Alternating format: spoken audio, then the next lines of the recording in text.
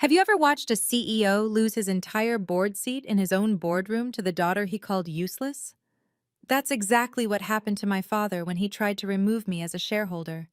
For 15 years, I was the frigid, incompetent daughter who quietly funded their champagne lifestyle from the shadows.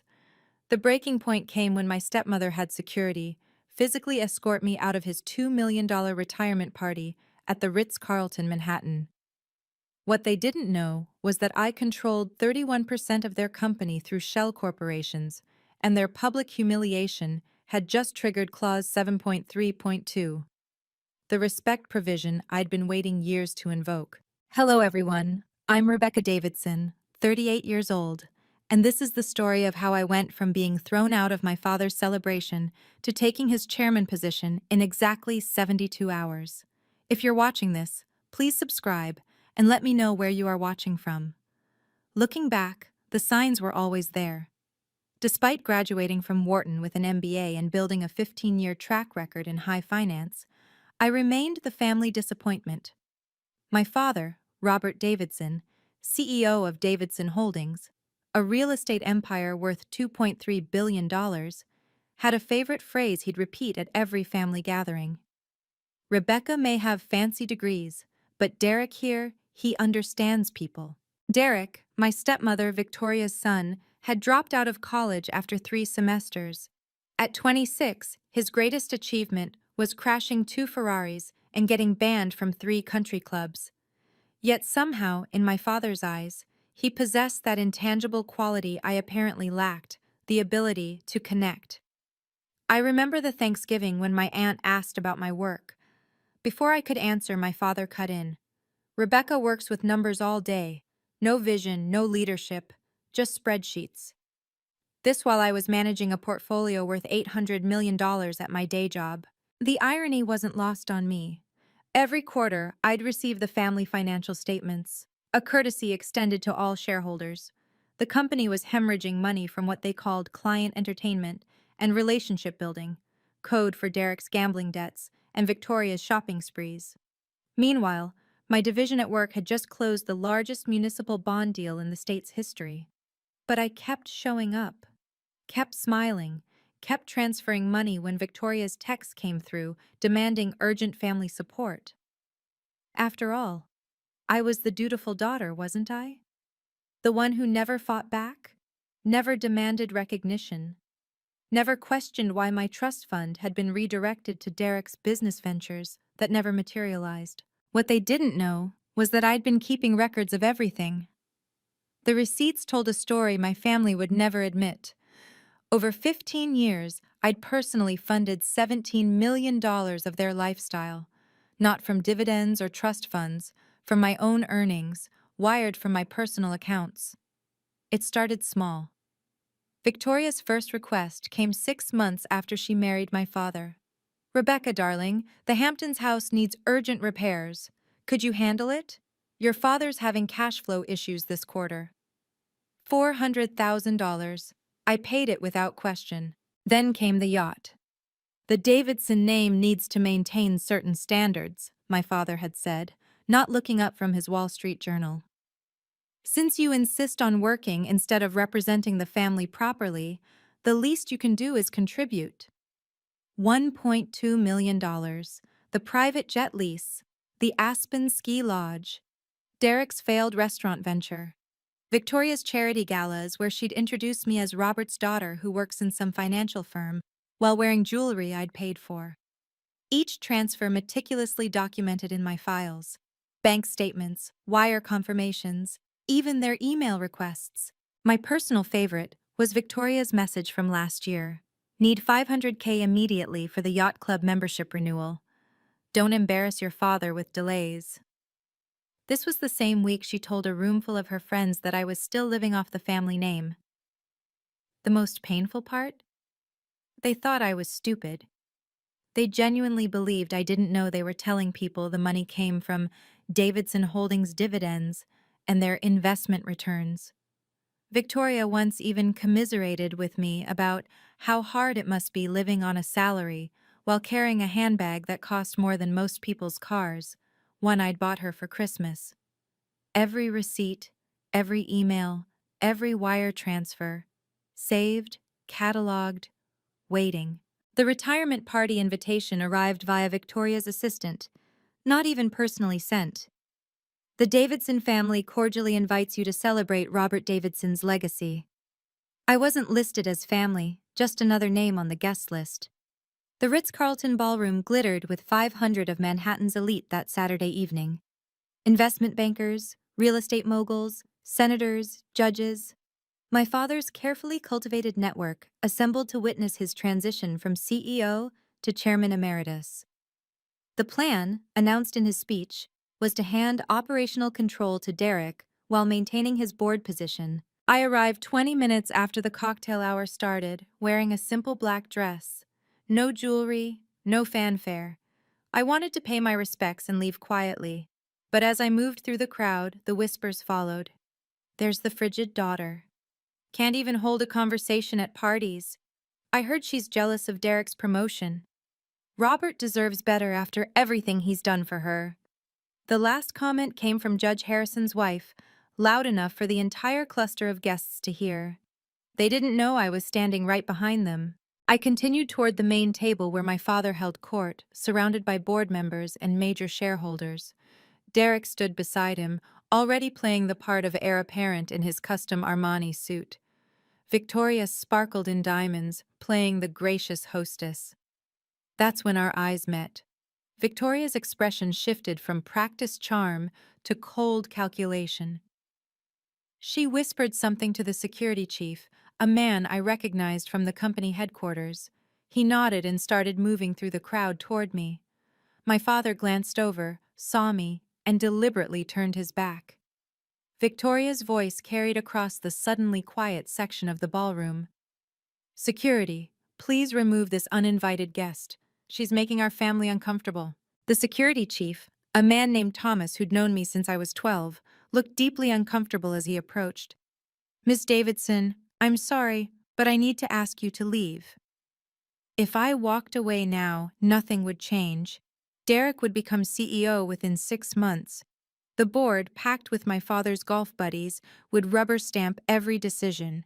My 31% stake, carefully accumulated through 6 shell companies over 5 years, would remain hidden, useless, and the narrative would be cemented. Rebecca Davidson, the failure who couldn't even attend her father's retirement party. But there was more at stake than my pride. Davidson Holdings managed pension funds for 3 unions, held mortgages for 12,000 families, and employed 800 people directly. Under Derek's leadership, with his track record of burning through money and Victoria's appetite for expenses, the company would be stripped for parts within 2 years. I thought about the emails I'd been getting from mid-level managers, worried about Derek's restructuring plans that seemed to involve firing anyone who questioned him, about the controller who'd quietly mentioned irregularities in Derek's expense reports, about the 3 sexual harassment complaints against him that Victoria had made disappear. "Ms. Davidson?" Thomas prompted gently. The crowd was watching now. Someone had their phone out, recording. Good. I'd need the evidence for what came next. "Of course, Thomas," I said clearly, my voice carrying across the silent ballroom. "I wouldn't want to make anyone uncomfortable with my presence." I turned to leave, then paused, looking directly at my father. "Enjoy your last party as CEO, Dad." The gasps followed me out, but I didn't look back. In the elevator, I pulled out my phone and opened my contacts. It was time to make 3 calls that would change everything. 5 years ago, I'd made a decision that changed my life. Instead of waiting for recognition that would never come, I'd partnered with James Crawford, a brilliant strategist who'd been pushed out of Goldman Sachs for refusing to enable insider trading. Together, we founded Apex Capital Management. While my family thought I was grinding away at some minor financial firm, I was building an empire. Apex now managed $4.2 billion in assets, with a client list that included 3 sovereign wealth funds and 42 institutional investors. I wasn't just the co-founder, I was the chairman. The shell companies had been James's idea. "Never let them see you coming," he'd said.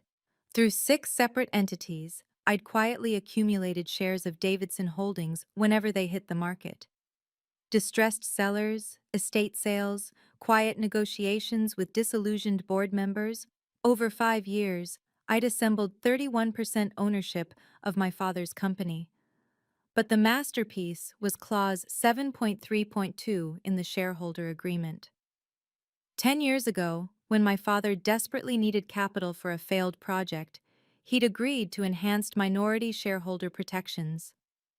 The clause was clear: any public humiliation, discrimination, or attempt to diminish a shareholder's standing triggered immediate buyback rights at book value, roughly 1/4 of market price. Marcus Sterling, senior partner at Sterling and Associates, and one of the few lawyers my father actually feared, had reviewed everything. "This is ironclad," he told me last month. "But once you trigger it, there's no going back. Your father will fight with everything he has." "He already has," I'd replied, showing him my latest bank statement. Another $500,000 transferred to cover Derek's gambling debts, labeled as family investment. Now, sitting in my home office, I stared at the 3 names on my phone screen. One call would change everything. The security escort was almost gentle, Thomas's hand barely touching my elbow as he guided me through the ballroom. 500 pairs of eyes tracked our path to the exit. The silence was absolute, except for the click of my heels on marble. I passed the table of board members who'd known me since childhood. Not one made eye contact. I walked by my father's banking partners, several of whom I'd actually introduced him to through my own network. They studied their champagne glasses as if they contained the secrets of the universe. At the doorway, Victoria's voice rang out one more time. "This is what happens when family members forget their place." I stopped, turned. The entire room held its breath. "You're absolutely right, Victoria," I said, my voice carrying clearly. I did forget my place. I looked directly at my father, who still wouldn't meet my eyes. I forgot that my place was never at this table, no matter how much I gave. I forgot that my place was to fund your lifestyle while being called useless. I forgot that my place was to watch Derek destroy everything grandfather built while staying silent. The blood drained from Victoria's face. She knew that tone. It was the same one I'd used when I caught her embezzling from the charity fund 3 years ago, right before I'd covered it up to protect the family name. "But don't worry," I continued, pulling out my phone. "I remember my place now." I walked out as the whispers exploded behind me. In the taxi, my hands were perfectly steady as I made the first call. "Marcus, it's Rebecca. Execute Clause 7.3.2. "Are you certain?" His voice was grave. "They had security escort me out. It's on video. We have our trigger." "Then God help them all." The second call went to James Crawford. It was nearly midnight, but he answered on the first ring. "Rebecca, how was the party?" "Exactly as expected. I need you to call an emergency shareholders meeting for Davidson Holdings." There was a pause. "We're really doing this?" "They had security remove me, James. In front of 500 people. Jesus Christ." "All right, I'll have our lawyers file the notice tonight. As a 31% shareholder, you have the right to call an emergency meeting with 72 hours notice." The third call was to my private banker. "Sandra, I need you to freeze all automatic transfers from my accounts effective immediately." "All of them? Including the family-designated accounts?" "Especially those, and please email me the confirmation immediately." By the time the taxi reached my apartment building, my phone was already exploding. 17 missed calls in 10 minutes. I turned it off and poured myself a glass of wine. At exactly 12:01 a.m., several things happened simultaneously. The automatic transfer for the Hamptons house mortgage failed. Victoria's black card was declined mid-purchase at Bergdorf Goodman's private shopping event. Derek's yacht access was revoked for non-payment. The jet lease company received notice of termination. $17 million worth of lifestyle support simply stopped. My phone, even powered off, somehow managed to light up with incoming calls. I counted them in the morning: 56 calls, 112 text messages, 43 emails. The subject lines ranged from confused, "Is there a banking error?" to desperate, "Urgent, call immediately," to threatening, You will regret this. But the one that made me smile was from the party photographer. Ms. Davidson, I have all the footage from tonight. Would you like copies for your records? Yes, I would. By morning, the family meltdown was complete. Victoria's first text came at 5:47 a.m. The Bergdorf manager called security on me. The card was declined for a $3,000 dress. Derek's was more direct. What the hell did you do? They locked me out of the yacht. My father tried to maintain his CEO composure. Rebecca, there seems to be some confusion with our banking arrangements. Call me immediately to resolve this. Then, as the hours passed and I didn't respond, the tone shifted. Victoria, you vindictive little bitch. You've been planning this, haven't you? Derek, Dad's going to destroy you. You just killed your inheritance. My father, you have no idea what you've started. I'll have you removed as a shareholder by Monday. The most telling message came from their accountant. Ms. Davidson, the family operating account only has $1,200 remaining. Mr. Davidson is requesting immediate restoration of the monthly transfers. $1,200. That wouldn't even cover Victoria's daily spa treatment. I finally turned on my phone properly at noon and called Marcus back. Rebecca, I've been fielding calls all morning. Your father's legal team is in panic mode. Let them panic. Do we have everything we need? The shareholder meeting is set for Tuesday 9 a.m. at Davidson Tower. I've notified all registered shareholders and the financial press. Your father's team is claiming you don't have standing, but...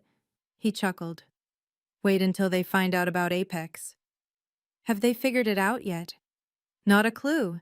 They're still looking for some mysterious foreign investor. Your shell companies were perfectly structured. Through my apartment window, I could see Central Park, peaceful and green. For the first time in 15 years, I felt the same peace inside. The storm was coming, but I was ready. Have you ever had to hide your success from toxic family members? Drop a comment and let me know. And if you want to see how Clause 7382 helped me turn the tables completely, make sure to subscribe and hit the notification bell so you don't miss the dramatic boardroom showdown coming up. The world needed to understand who they were really dealing with, while my family scrambled to understand why their luxury life had evaporated overnight. I sat in my real office, the one they'd never seen. The 42nd floor of One Manhattan Plaza housed Apex Capital Management. Our reception area alone was worth more than Derek's failed restaurant venture. The walls displayed my actual achievements: the Forbes 40 Under 40 feature, the Wall Street Journal's Innovative Fund Managers Award, the Princeton Economics Review calling me the quiet force reshaping private equity. James walked in with a stack of documents. Your father's team just filed an emergency injunction. They're claiming you're attempting to sabotage the company. With what evidence? They don't have any. They're fishing. But Rebecca, they still don't know about Apex. They think you're acting alone, maybe with some borrowed money. I pulled up our investor portal on the main screen. $4.2 billion under management. 212 portfolio companies. Institutional clients that included the California Teachers Pension Fund and the Norwegian Sovereign Wealth Fund. What about Davidson Holdings' position in our portfolio? James smiled. Hidden in plain sight through 6 shells, Meridian Ventures, Cascade Investments, Paramount Holdings, Zenith Capital, Aurora Partners, and Evergreen Trust. Combined, they own 31% of Davidson Holdings. And the SEC filing? Completely legal. Each entity owns less than 5%, so no individual disclosure required. But combined, you're the largest single shareholder after your father's 33%. I looked at the photo on my desk, not of family but of the 200 young women who'd received Apex scholarships last year. That's where the $17 million should have gone all along. James, make sure Bloomberg and the Journal know about the emergency meeting. You want press there? I want everyone there. The document that would change everything was 10 years old, signed when my father's ego had exceeded his cash flow. He'd over-leveraged on a Miami development that went sideways when the market shifted.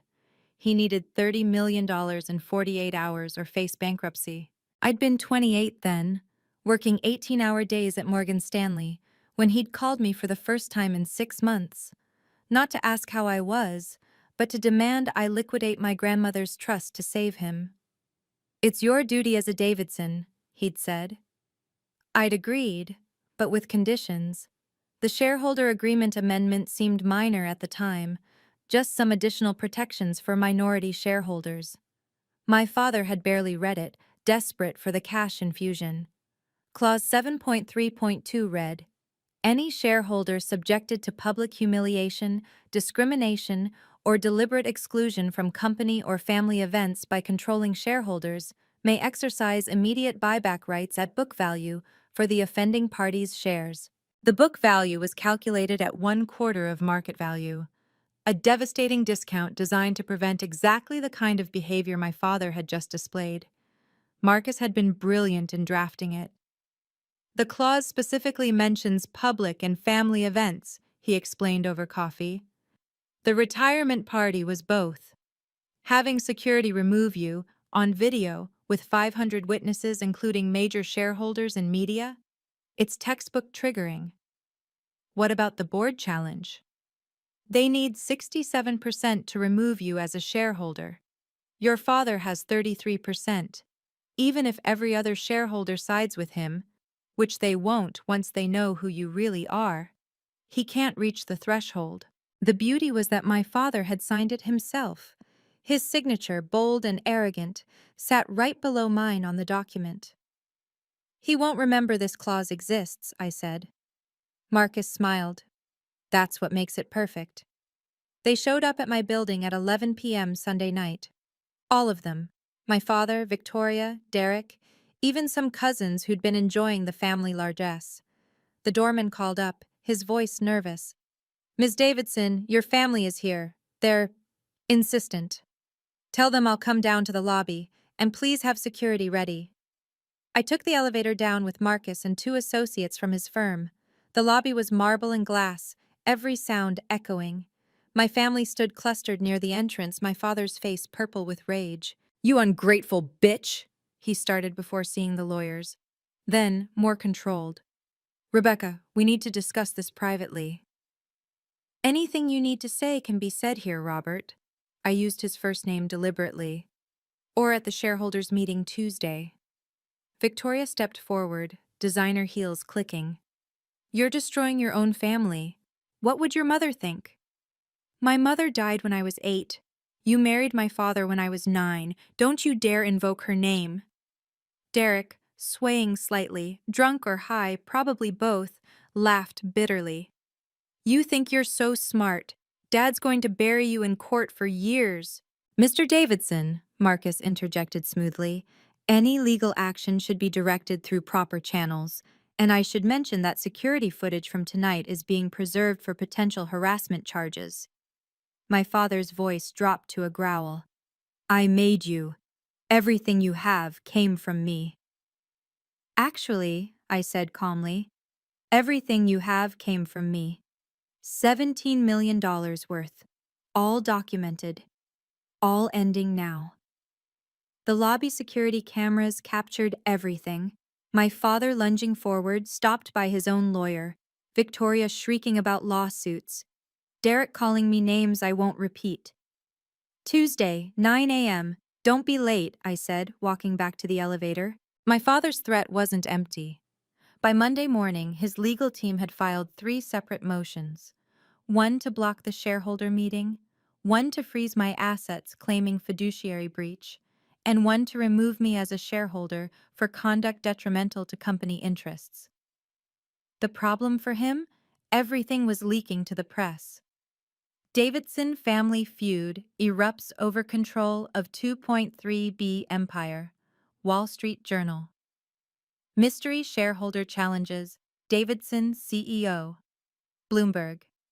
Video shows CEO's daughter ejected from retirement gala. Business Insider. The video from the party had gone viral on financial Twitter. That Davidson drama was trending. The stock had dropped 8% in pre-market trading. My phone rang. It was Harrison Mitchell, the lead independent board member. Rebecca, what the hell is happening? Robert says you're trying to stage a hostile takeover. Harrison, I'm the largest shareholder after my father. I'm calling a meeting as is my right. Everything else is just noise. Largest shareholder? You own maybe 2% through that trust. I own 31% through various entities. You'll see the documentation Tuesday. The silence lasted so long I thought he'd hung up. Then, Jesus Christ, Rebecca, he has no idea, does he? No. The board. We've been concerned about Derek's succession plan. If what you're saying is true, it's true. And Harrison, you might want to review Clause 7.3.2 in the shareholder agreement, particularly in light of Saturday's events. Another long pause. I'll see you Tuesday. By market close, Davidson Holdings had lost $200 million in market cap. 3 institutional investors had called emergency meetings, and my father had left 17 voicemails, each more desperate than the last. The empire he'd built on my money and my mother's name was cracking. And we hadn't even gotten to the main event yet. By Monday evening, the entire financial world was watching. CNBC ran a special segment, The Davidson Dynasty in Crisis. The video from the Ritz-Carlton had been viewed over 3 million times. Someone had leaked that the family's lavish lifestyle had mysteriously halted over the weekend. But the real bombshell came from an unexpected source. Patricia Chen, now Patricia Smith after her marriage, the company's former CFO who'd been pushed out 5 years ago for disagreeing with strategic direction, went on Bloomberg. I'm not surprised, she said calmly. Rebecca Davidson was the only one in that family who understood numbers. While Derek was burning through investor money on vanity projects, she was asking the real questions. They silenced her every time. The interviewer leaned forward. You're saying Rebecca had concerns about company management? I'm saying she was the only one who cared about fiduciary responsibility. There's a reason she was never given a board seat despite being a shareholder and having more financial experience than half the board combined. My phone buzzed. James. Your father's team just called. They want to negotiate. No. They're offering you a board seat and a public apology. No. Rebecca, they're desperate. I think they finally pulled the corporate records. They know about Apex. I looked out at the city lights. Somewhere out there, my father was probably in his study, finally reading the shareholder agreement he'd signed a decade ago, finally understanding that his useless daughter had been playing a longer game than he'd ever imagined. Tell them I'll see them at the meeting. And James, make sure the Wall Street Journal knows that Apex Capital will be represented in full force tomorrow. With pleasure. Tomorrow, the girl they'd thrown out would walk back in owning nearly a third of their empire. Wow, thank you so much for staying with this story. The boardroom showdown is about to unfold, where every secret gets exposed. If you've ever had to fight for respect from your own family, please like this video, subscribe to support everyone who's had the courage to stand up for their worth. Tuesday morning arrived gray and drizzling. Davidson Tower pierced the clouds, 67 floors of glass and steel that represented everything my grandfather had built and my father had leveraged. The boardroom on the 67th floor was already filling when I arrived at 8:45 a.m. 200 shareholders, 30 financial reporters, and a live CNBC feed that my father's team had tried desperately to block. I entered with my team, Marcus Sterling, James Crawford, and 3 associates from Sterling and Associates. We moved as a unit, purposeful and calm. The whispers started immediately. Is that Rebecca Davidson? I thought she was just a mid-level analyst somewhere. Who are those lawyers with her? My father sat at the head of the massive conference table, Victoria beside him in a white suit that probably cost more than most people's monthly salary. Derek lounged in his chair, trying to project confidence but sweating through his Armani. The independent board members were all present: Harrison Mitchell, Sandra Reeves, Thomas Ashford, and Margaret Liu. They watched me with a mixture of curiosity and concern. I took a seat directly across from my father. Our eyes met for the first time since Saturday night. He looked older, grayer, as if he'd aged years in 3 days. "Before we begin," he said, voice steady but strained, "I want to remind everyone that this meeting was called without proper cause by a minority shareholder attempting to damage company value for personal revenge." Harrison Mitchell cleared his throat. "Robert, let's follow proper procedure. The meeting was called legally. Ms. Davidson has the floor." I stood slowly, my hand steady as I picked up the remote for the presentation screen. "Good morning. I'm Rebecca Davidson, and I represent Apex Capital Management, the largest shareholder of Davidson Holdings after the founding family." The room erupted. My father slammed his hand on the table. "This is impossible. You don't have the resources." "Robert, please," Harrison Mitchell interrupted. "Let her continue." My father's face was crimson. "This ungrateful daughter has sabotaged our family's legacy. She's been plotting against us while pretending to be loyal. I move to remove her as a shareholder under Article 12, Section 4, conduct detrimental to company interests." Several older board members nodded. One shareholder called out, "She cost us 8% yesterday alone." Victoria stood, playing to the crowd. "This is what happens when children forget everything their parents sacrificed for them. We gave Rebecca everything: education, connections, opportunities, and this is how she repays us." "Actually," I said, clicking to the first slide, "let's talk about who gave whom everything." The screen filled with a graph showing financial flows over 15 years. $17 million transferred from my personal accounts to various Davidson family entities. Derek laughed nervously. "That's ridiculous. You don't have that kind of money." "From 2010 to 2025, I continued, "I personally funded the Hamptons estate mortgage, the yacht, the jet lease, Derek's failed ventures, Victoria's charity galas, and approximately 300 other expenses." "Lies," Victoria spat. "The money came from company dividends." "Then you won't mind if I show the receipts?" The screen changed. Email after email, wire transfer confirmations, bank statements, Victoria's own messages demanding money, my father's texts about urgent family needs. The room had gone completely silent. "But that's not why we're here," I said.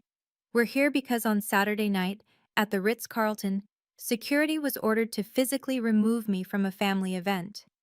On video. In front of 500 witnesses." I clicked again. The video played on the massive screen. Victoria's voice echoed through the boardroom. "Security, remove this uninvited guest." "Let me formally introduce myself," I said, voice carrying clearly through the silent boardroom. "I am Rebecca Davidson, co-founder and chairman of Apex Capital Management." The presentation slide changed, showing Apex's logo and statistics. Gasps rippled through the room. "Apex manages $4.2 billion in assets. We have 212 portfolio companies. Our investors include 3 sovereign wealth funds and 42 institutional investors." My father's lawyer stood up. "This is irrelevant to—" "Through 6 legally structured entities," I continued, "Apex controls 31% of Davidson Holdings. Combined with my personal 2% stake, I am the largest single shareholder block after the founding family's 33%. The screen showed the ownership structure. Meridian Ventures, Cascade Investments, Paramount Holdings, Zenith Capital, Aurora Partners, and Evergreen Trust, each owning between 4.8% and 5.2%, carefully under the disclosure threshold. Harrison Mitchell leaned forward. When did this happen?" "Over the past 5 years. Every purchase was legal, filed properly with the SEC, and executed at market price." Derek stood up, pointing at me. "This is corporate espionage. She's been spying on us." "I've been investing in my family's company," I corrected, "while being systematically excluded from any meaningful participation despite my qualifications and shareholding." Margaret Liu, one of the independent directors, spoke up. "Ms. Davidson, your credentials are impressive, But this seems like an elaborate revenge plot. No, Ms. Liu, this is about fiduciary responsibility. I click to the next slide. Let's discuss Davidson Holdings' financial performance under current management. The numbers were damning. Overhead expenses up 300%. Client entertainment consuming millions. Derek's division losing money for 7 straight quarters. But the truly concerning part, I said, is what triggered today's meeting. The room held its breath. Marcus, I said, would you please explain Clause 7.3.2? Marcus Sterling stood, his presence commanding immediate attention. Every major shareholder knew his reputation. He'd never lost a corporate governance case. 10 years ago, when Davidson Holdings required emergency capital, an amendment was added to the shareholder agreement. Clause 7.3.2 states, any shareholder subjected to public humiliation, discrimination, or deliberate exclusion from company or family events by controlling shareholders may exercise immediate buyback rights at book value. He clicked his own remote. The clause appeared on screen, highlighted in yellow, with my father's signature bold at the bottom. The triggering event is documented on video. Ms. Rebecca Davidson, a registered shareholder, was publicly humiliated and physically removed from a family event by security at the direct order of controlling shareholders. My father's lawyer jumped up. That clause was meant for hostile takeovers, not family disputes. The language is clear and unambiguous, Marcus replied. It makes no distinction between family and non-family shareholders. In fact, it specifically mentions family events. What's book value? A shareholder called out. James Crawford stood. Current book value is $45 per share. Market price closed yesterday at $178. The math was brutal. If I exercised the clause, I could force my father to sell his shares at a 75% discount. This is extortion, Victoria shrieked. This is contract law, Marcus said calmly. Mr. Davidson signed this agreement. He's bound by it. Harrison Mitchell was reading the clause on his tablet. Robert, did you know about this provision? My father's silence was answer enough.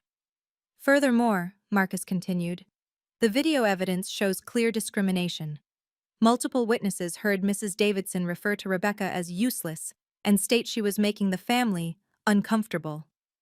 Every document has been authenticated, Marcus concluded. The clause is now active. I hereby exercise my rights under Clause 7.3.2, I announced. I'm offering to purchase all shares held by Robert and Victoria Davidson at book value. The room exploded. Reporters were typing furiously. Several shareholders were on their phones with their own lawyers. My father looked like he'd been punched in the stomach. You can't do this, he whispered. The math is simple, James explained to the room. At book value, the Davidson family's 33% stake is worth approximately $340 million. At market value, it's worth $1.3 billion. The difference is nearly $1 billion in lost value. However, I continued, I'm willing to offer an alternative. The room quieted. Option 1. You sell to me at book value as the contract requires. Option 2. You retain 15% of your shares, but immediately resign from all executive and board positions. Derek is permanently barred from any role in the company. Victoria's consulting contracts are terminated. My father's lawyer whispered urgently in his ear. Victoria was sheet white, gripping the table. You have 5 minutes to decide, I said. Harrison Mitchell spoke up. As lead independent director, I should note that several institutional shareholders have already expressed concern about succession planning. This situation, regardless of outcome, requires serious governance review. Thomas Ashford, another board member, added, I move for an immediate vote of no confidence in current leadership. Seconded, said Margaret Liu. My father stood, shaking. This is my company. My father built this with my mother's money, I interrupted. The seed capital came from her family trust, the same trust you've been pillaging for 30 years. 4 minutes and 30 seconds later, my father's lawyer spoke. My clients will accept option 2. The empire had fallen. Not with violence or rage, but with contracts and clauses. "We need to vote," Harrison Mitchell announced. "All in favor of accepting the immediate resignation of Robert Davidson as chairman and CEO?" Hands rose throughout the room. I counted 67%, exactly the threshold needed. My 33% plus the independent directors, plus several institutional investors who'd been waiting for this moment. Motion carried. Robert Davidson, you are hereby removed from all positions at Davidson Holdings, effective immediately. My father sank into his chair. 3 decades of power gone in seconds. I also moved to remove Victoria Davidson from her role as CFO and terminate all consulting agreements, Sandra Reeves added. Another vote, another landslide. "And Derek Davidson is barred from any employment or board position with the company," Margaret Liu stated. Derek laughed bitterly. "You think you've won? You've destroyed our family." "No," I said quietly. "You destroyed our family when you decided I was worthless despite evidence to the contrary. When you took my money while calling me useless. When you had security escort me out like a criminal." Harrison cleared his throat. "Ms. Davidson, the board would like to offer you the position of CEO." The offer hung in the air. This was what I'd supposedly wanted, wasn't it? To take over, to prove myself, to show them all? "No," I said. The room stirred in surprise. "I nominate Jonathan Hartley from our Singapore office. He's brilliant, ethical, and has no connection to this family drama. I'll remain a major shareholder and serve as chairman of the board, but I have my own company to run." It was the ultimate power move, showing I didn't need their validation anymore. "Furthermore," I continued, "the $17 million in family support will be redirected to the Rebecca Davidson Foundation for Women in Finance, effective immediately." The meeting concluded at 10:47 a.m. My father left without a word, Victoria trailing behind him, her heels clicking a retreat. Derek had to be escorted out after he kicked a chair, but I wasn't finished. "One more thing," I announced as people started to leave. "All senior executives will undergo a forensic audit. Any irregularities in expense reports or company fund usage will be investigated fully." Several executives suddenly looked uncomfortable. They knew what that meant. Derek's gambling debts charged as client entertainment, Victoria's shopping sprees labeled as marketing expenses, the phantom consulting fees to her friends. Outside the boardroom, the media was waiting. I gave a brief statement. "Davidson Holdings has tremendous potential that's been constrained by nepotism and mismanagement. Today, we've taken the first step toward transparent, ethical governance. The company my grandfather built deserves leadership that puts stakeholders first, not family politics." "Ms. Davidson," a reporter called out, "your father said you destroyed the family. Any response?" "My father destroyed our family when he chose favoritism over fairness, when he valued appearance over accomplishment. I simply stopped enabling it." As I walked to the elevator, employees lined the hallways. Some applauded, others just stared. The controller who'd warned me about Derek's expenses mouthed, "Thank you." In the elevator, James turned to me. "You could have taken everything. Why leave them 15%? "Because I'm not them," I replied. "I don't need to destroy people to prove my worth. I just needed them to stop destroying me." My phone buzzed. A text from an unknown number.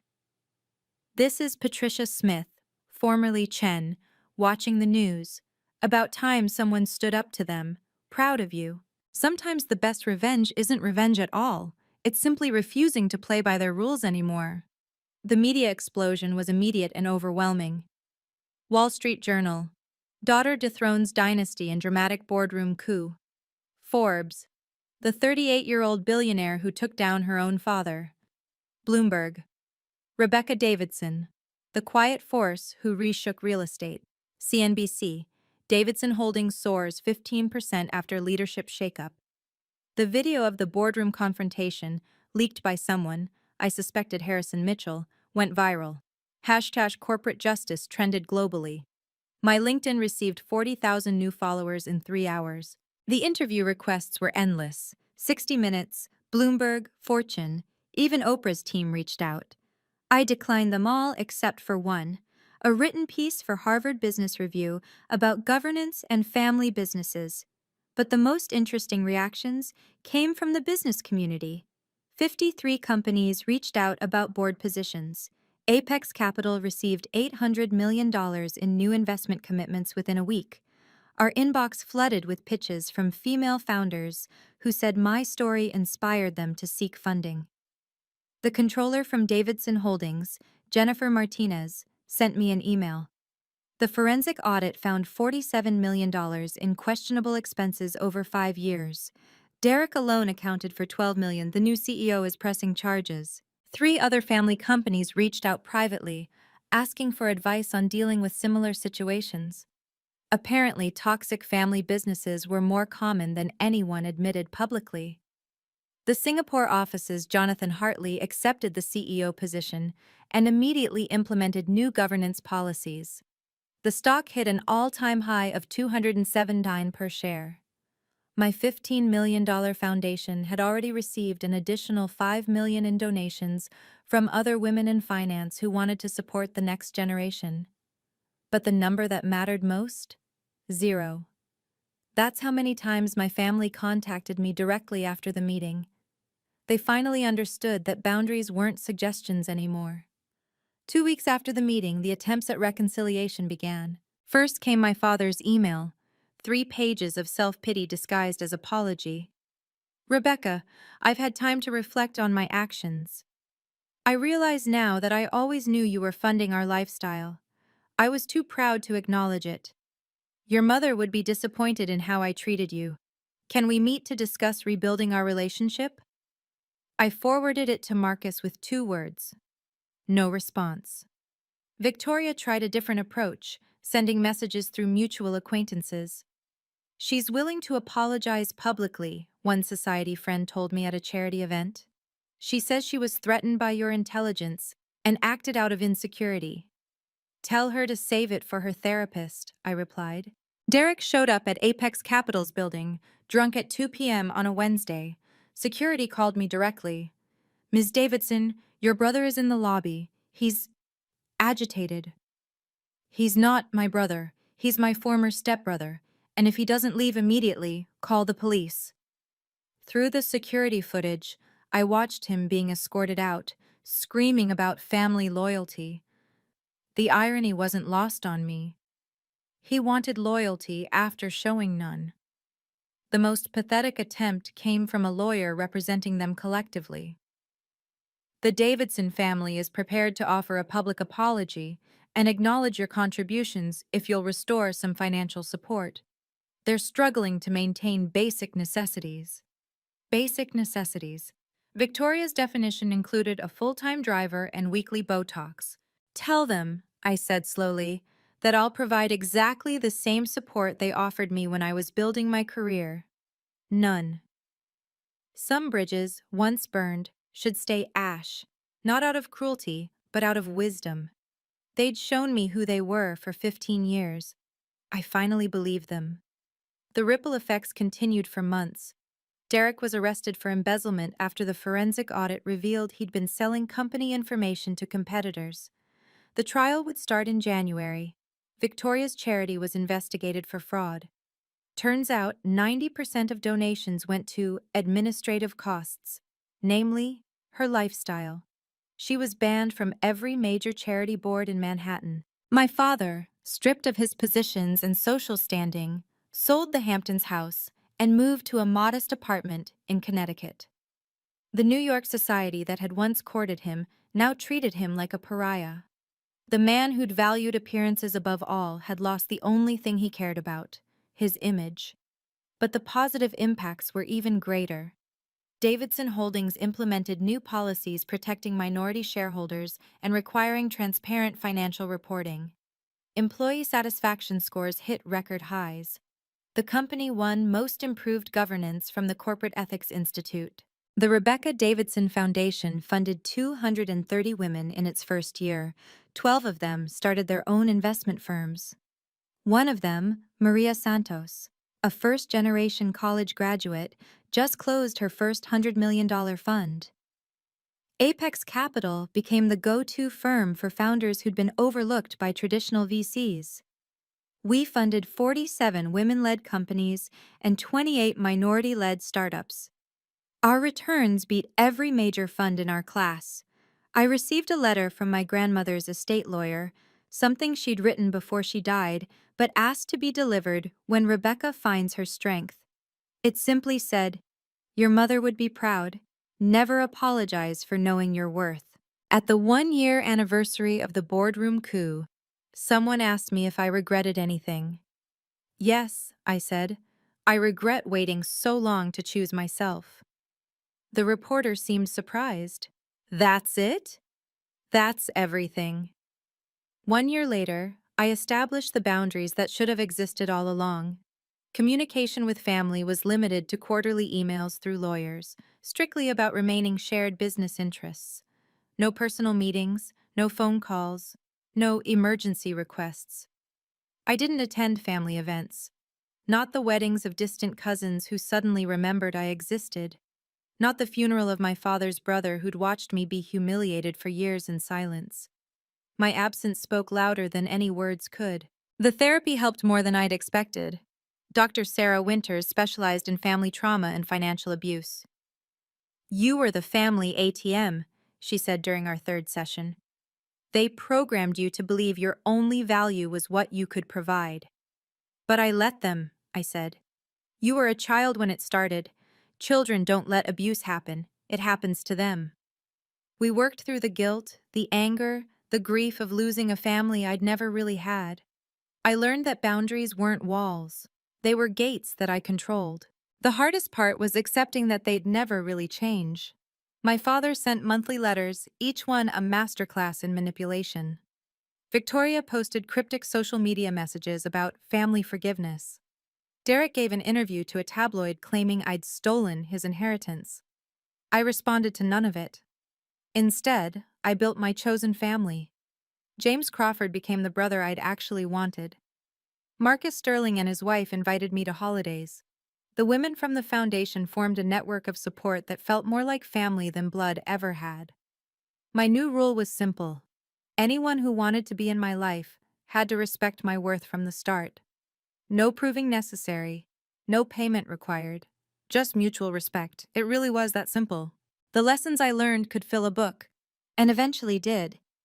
Worth: A Guide to Recognizing Your Value hit #1 on the New York Times business bestseller list.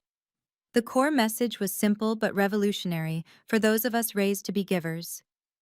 Your worth isn't determined by those who refuse to see it. I learned that respect can't be purchased. $17 million hadn't bought me a seat at their table.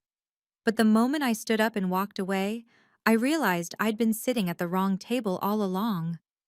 I learned that true power isn't about destroying others. It's about knowing when to use your strength and when to walk away. I could have taken everything from them. Instead, I took back myself. I learned that family isn't about blood, it's about behavior. The people who truly loved me never needed me to prove my worth. They saw it from the beginning. I learned that success really is the best response to those who doubted you. Not because it proves them wrong, but because it proves you right about yourself. Most importantly, I learned that choosing yourself isn't selfish, it's necessary. Every time we allow ourselves to be diminished to keep the peace, we're not keeping peace. We're keeping dysfunction alive. During a speaking engagement at Wharton, a young woman asked me, "How do you know when it's time to cut toxic family out?" "When the cost of keeping them in your life is higher than the cost of letting them go," I answered. "And the cost isn't just money, it's your self-respect, your mental health, your future." The audience was silent for a moment. Then the applause started, and it didn't stop for a full minute. Sometimes the most powerful thing you can do is simply refuse to play by rules you didn't write. Today, 3 years after that night at the Ritz-Carlton, my life is unrecognizable in the best way. Apex Capital manages $12 billion across 4 continents. We're the largest female-led investment firm in North America. Our returns consistently beat the market, proving that investing in overlooked founders isn't charity, it's smart business. The foundation has funded over 1,000 women, creating a network of leaders who support each other. Maria Santos, our first recipient, just hired our 100th recipient. The cycle of empowerment continues. Davidson Holdings thrives under ethical leadership. The stock trades at $340, nearly double what it was under my father. Employees own 15% through a program I insisted on. The company my grandfather built finally serves all its stakeholders, not just the family. I sleep peacefully in my penthouse apartment, no longer jumping when my phone rings at night. No more emergency transfers, no more emotional manipulation, no more being told I'm not enough. My father still sends letters, I don't read them anymore. They go straight to a file Marcus maintains in case legal action is ever needed. Victoria remarried. Some hedge fund manager who doesn't know her history. Derek works as a junior sales associate at a car dealership in New Jersey. Sometimes people ask if I forgive them. The truth is, forgiveness isn't the point. I've moved so far beyond them that forgiveness feels irrelevant. You don't forgive the storm that knocked down your house. You just build a better one. My life is full of people who saw my worth before I had to prove it. That's the family I choose every day. And every morning, when I look in the mirror, I see someone who finally chose herself, and that has made all the difference. Thank you for listening to my story. If you're struggling with toxic family members, remember, you deserve respect without conditions. Setting boundaries isn't cruel, it's self-preservation. Like this video if it resonated with you, subscribe for more stories about people who dared to choose themselves. Comment below. Where are you watching from and what part of this story spoke to you most? Your worth isn't negotiable, remember that.